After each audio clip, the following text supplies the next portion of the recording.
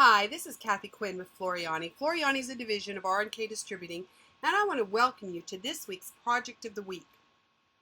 I actually want to talk about back to school and stitching on backpacks and bedrolls and lunch boxes, but I did want to answer a quick question because I realize if one person has a question, we all do, and a lot of times we take things for granted. Floriani is such an easy program. We take some of our features for granted and forget people coming from another software brand or someone that's just flat new to software period sometimes gets lost. And this was the question, and I forget, how we lose things sometimes. The question was, if I open a design, so I'm going to come up here to go to File, Open a Design, because this is how she was doing it, and I bring in, let's say I bring in Noah's logo. Now, she wanted to open another design on this same page. So she went to open a design because she's looking at this page and she wants to open a design up into it. So I'm going to pick up, I'll pick up the trees, Noah's trees. And I'm going to open that. Whoop. Now the problem is it opened up another design. Well, yeah, because the software, I'm just telling it I want to open a design. I'm not telling it I want to put two designs together. So if you are used to opening your designs this way, which most people are because that's the majority of software brands, that's how you do it, you would have to go to File, Merge Stitch File. I'm sorry. I hit Save. File, come down to Merge Stitch File. Now, when I say Merge Stitch File, it's asking me, well, what do you want to bring in? Well, I wanted to bring Noah's logo in to these trees. Well, I just had it. I just lost Noah's logo. How can you lose a logo? I probably dropped it in a folder going down. Well, that's okay. We'll just bring in Brooks. So I'm going to open that, and I'm going to merge the name Brooks into these trees. So that's how you would do it, traditionally how we've done it. The issue becomes with that, let's say I was going to spell out the name Brooks. However, I had bought an alphabet and I haven't used my font importer to put it in my software so I could keyboard it. So I'm going to bring in the B. I'm going to go to File, Open, and bring in a B. Then I'm going to have to go to File, Merge R, File, Merge O, File, Merge O, File, Merge K. You get the idea. It's a very lengthy, time-consuming process. So remember, we're all about the one-click wonder. We're about easy. So what I would do is come to my library, and let's say I want to go into, well, we'll go into, I've got Backyard Birds open right here. Let's say I'm going into Backyard Birds, and I want the PEZ files, and I'm going to come to my designs, and now I can see everything in that folder. So let's say I want this bird in. Well, let's say I want it in. Let me get it. I'm going to left mouse click and drag. So there's this bird. Okay, but I want to add another bird to it. Let's see, what bird do I want to add? So I want to come in here and I want to add a bird. So I'm just going to drag this bird in. So I can drag and drop as many things in here as I want very simply. Well, what if I have not put it in my library? Because you do have to put the designs in your library. I mean, it comes with some designs in, and all your free monthly designs go there automatically. But you would put designs into your library, and they must be in folders. They can't be single designs laying around. So I have one folder called Miscellaneous, where I stick all my single designs that I'm working with. I just put it in my Miscellaneous Designs folder. But what if it's on a jump drive? Well, now if it's on a jump drive, you're going to go to your browser, and I'm going to go to my E, and I'm going to go to my garden flag folder, and I'm going to go into my designs, and I'm going to, well, I was going to, let's see what happened. Let's go to browser, let's go to my garden flag folder. Now let's go to designs, because I know I have designs in there, or I thought I did. I guess I don't. I don't know what I did with those designs. Okay, let's go into browser. Oh, I lost my designs folder. That's my problem. Okay, let's just go to the key fob. And let me open up. I somehow closed my designs folder. So what I would do is go to toolbars, open those designs back up. Thank you very much. Now I'm going to go to key fob. What have I done here? Let me see what I have done. Let's close all this down. There's my designs folder. There's the key fob. Let's close everything down. So what we're going to do is we're going to go back to our toolbars. We're going to get our library, which is still there. I want to go ahead. I want my sequence view back up. I want my properties back up, and I don't want them to take up the whole screen. So you're getting much more of a lesson than you planned on. There we go. Now I'm going to go back to my toolbars, and I want to open up my designs folder, and I'm going to pin it to the side. So it's on the side. I want it over here on the side, so when I put my cursor on it, it'll be there. Now I want to go to my toolbars, and I want to put my browser back up. Again, I'm going to pin it to the side. So now I could go into my key fob, go into my designs here. There's my key fob design, and I could pull it in. So you got more than a lesson you planned on.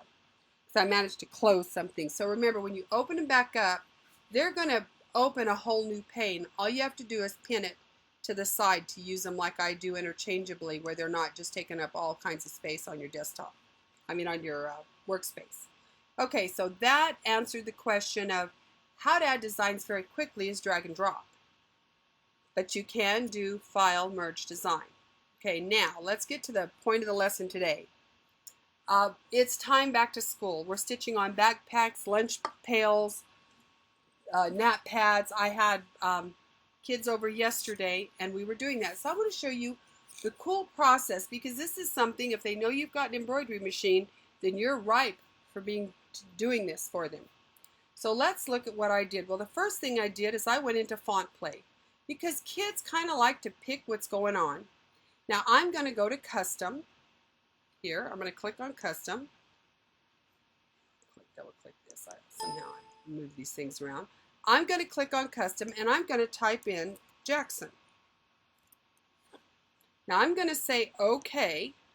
Now I'm going to come in here and I'm going to start looking at what does Jackson look like in these different fonts, because now I can audition the fonts. Now this was actually the font that his mom picked, and it looks really nice, because Jackson's only 2, so he didn't get to pick. His mother did. But it's really nice when you got the grandkids over and they have the ability to pick their own. So now, if you'll notice at the bottom, it says import. It also tells us recommended heights. The minimum height this should be is 0.59 inches or 15 millimeters. The maximum height for this is almost 2 inches. Well, that's really good for a backpack font. So now that I've got that, I'm going to touch the word or select the tab that says import. And that is going to bring Jackson in onto my screen. Now I'm going to treat it just as a font. I'm going to go to my T, because it is a font. I want all my control points on that so I can play with it. I don't like the spacing here, so I'm going to go probably to a -1. I want this thing a lot closer together, these letters. So I'm going to apply that. That looks pretty good, except for right in here. I don't like this look, so I'm going to move this down. Look how it moves like a choo-choo. I just changed the spacing between 2 letters. It didn't affect anything else. And I might put a little more space right here. I think I'd like a little more space. So I get it to where it looks attractive to me. Now, I can have this as big as 2 inches. So let's go ahead and say we want, let's go ahead and say we want it 1.5 inches. So I'm going to apply that. Looks real good. Now let me tell you what happened to me. This is exactly where I was. I put it on a jump drive, went File, Save As, and put it on a jump drive.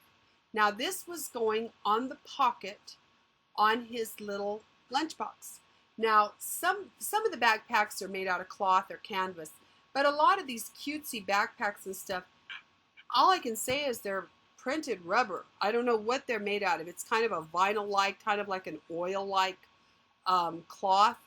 They're not made out of fabric, is all I can tell you.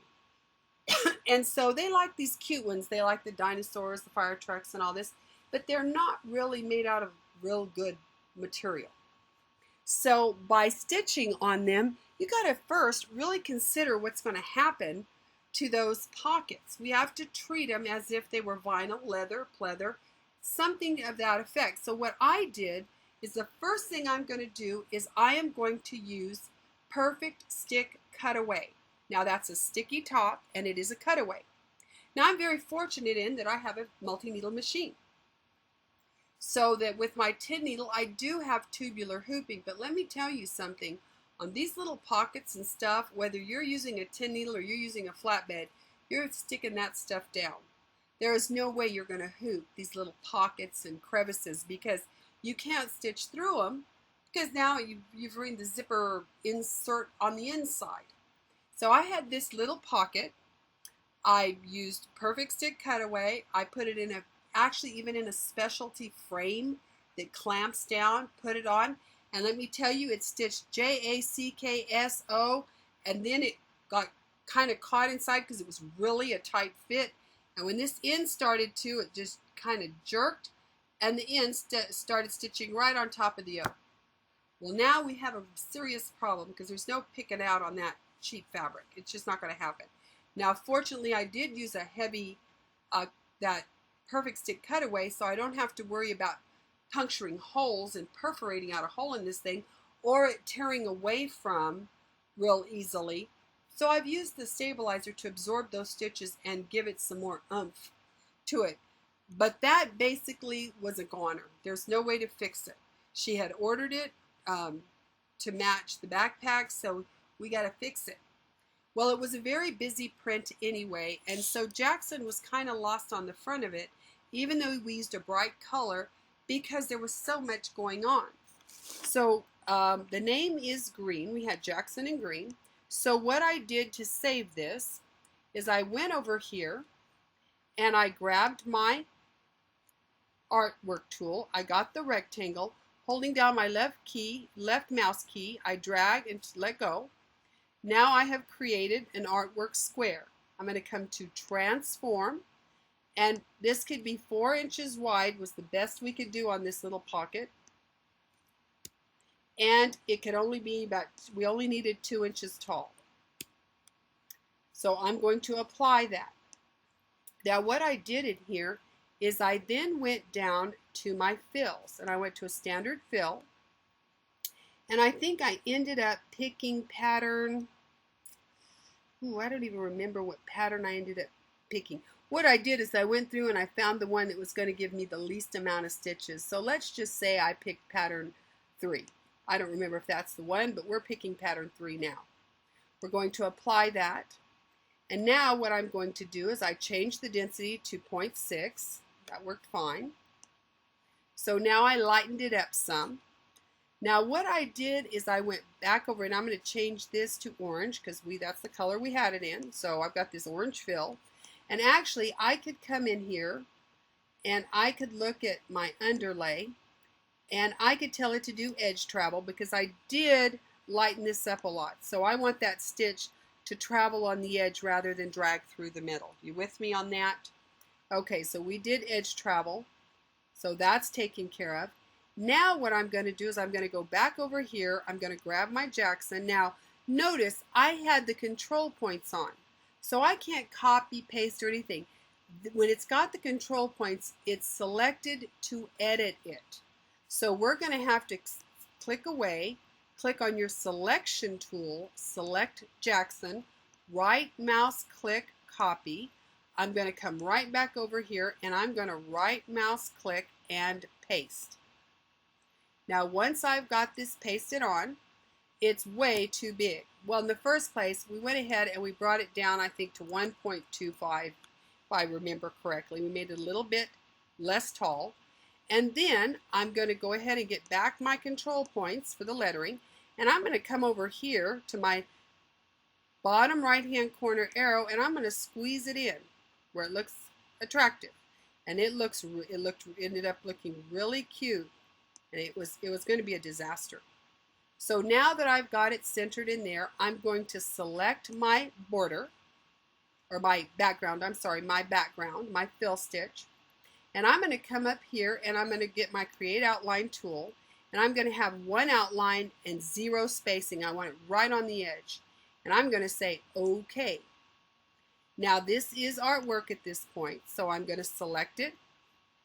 I'm going to add, with it selected right here, I'm going to turn it into a steel stitch down here at the bottom left hand corner. Left mouse click on my steel. I went ahead and made this a 3 width, and I wanted the inset to be 75% because I can't have it much wider than 4 inches or it's flat out not going to fit on this little pocket. I've got to cover up my boo-boo is what I have to do. So I'm making a patch. So I've got this, and I'm going to change that to the green. So this is what we ended up with. Let me go ahead and 3D it for you. So now I've got this cute little, and I don't know what happened here. Let's see. Sometimes I don't know where this stitch came from, and it may not actually be there because I don't see it here. So if I don't see it here, it's probably not real. Sometimes the 3D views are not. Yeah, I don't see it, so it's probably not there. So anyway, I've got Jackson here. Now, I could actually cut out, remove the underlay from under the word Jackson, but I'm going to leave it. The reason I'm leaving it is I have the word Jackson in green on that backpack. I want to make sure that it doesn't shine through anywhere, so I want as much coverage as possible because I'm not going to get this perfect on top of the other Jackson. So I want to make sure I've got enough layer that I want to have anything shadowing through there. So now what I did is I took this and I stitched it out on No Show Mesh. I'm creating a freestanding applique. I'm making a patch. But I don't want to make a patch with fabric under it or anything because I don't want the weight. I want it just like this. So now I took this, stitched it out, I took my heat cut tool, cut around it, and I sewed it onto that backpack over my boo-boo. So now that is fixed. It looked really, really good. So now when we went to his backpack, we put it on just the same because it got rid of all the noise from under the name Jackson. So a lot of times a bad error turns into be a creative opportunity. So we did the same thing on his backpack. Now his backpack, I had a bigger space to work with, so I just made this a little larger. Again though, I'm using Floriani Perfect Stick Cutaway. I don't want to use a tearaway or a mesh on these flimsy pockets and stuff that they have on some of these kids' backpacks and things like that. So then when I did Emma's backpack, we did Emma Jo, we went down and we got to pick, and she's older, she's his older sister. She picked a really cute font. She had a nice fabric backpack, so I used Perfect Stick Tearaway.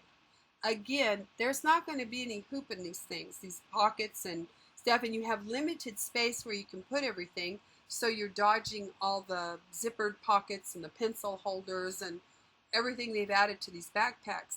So we got Emma Jo really nicely on the front of that backpack on the front zipper pocket. Now it was larger, it was easy to hoop on the 10 needle and work with. But again, you can work on a flatbed. Just remember, you're going to have to fold that away as well as possible. And again, stick it down to the Perfect Stick. Then if you want to baste it on down just to have a little more security, use the baste function in your machine, or I always, because I'm here, I can use the baste function in the Floriani. We can go ahead and use our baste function to baste anything down. So we'd come over here, and here's our icon that's auto based. I would click on that, and it's put an auto baste around there. And you notice on my auto baste, when I set it up with these little indentions so I can see center positions, so it will baste down and hold it. And then when I baste something down, like I'm basting the pocket down to the stabilizer. Remember, we don't have a design there yet. I'm basting the pocket down to the Perfect Stick just for my own peace of mind.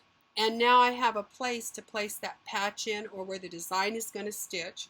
Now, I did a patch on the lunchbox, but I did not do a patch on the backpack. We just stitched it directly onto the backpack. But it does show you your defined area as well as holding it down. And a little trick is of course, make sure your base stitches are long. You don't want short basting stitches. And if it is a large area and you're doing a lot of basting, use water-soluble thread in your bobbin. And then you can just put a damp sponge to it or spritz it lightly, and it makes it real easy to take out the basting. So I hope this was a great lesson for you. Go ahead and go through your font play. Let the kids pick out their fonts. You want cutaway for the light plasticky vinyl type of backpacks and lunch boxes. For things such as a cloth backpack or these bed rolls, again, you can use Perfect Stick tearaway, because a lot of this we are not hooping. Now the bedroll you can hoop, and realize if you can put it in a hoop, you always get the best result by hooping. So I hope you enjoyed today's lesson. I look forward to seeing you again next week. School's on. Have a great fall.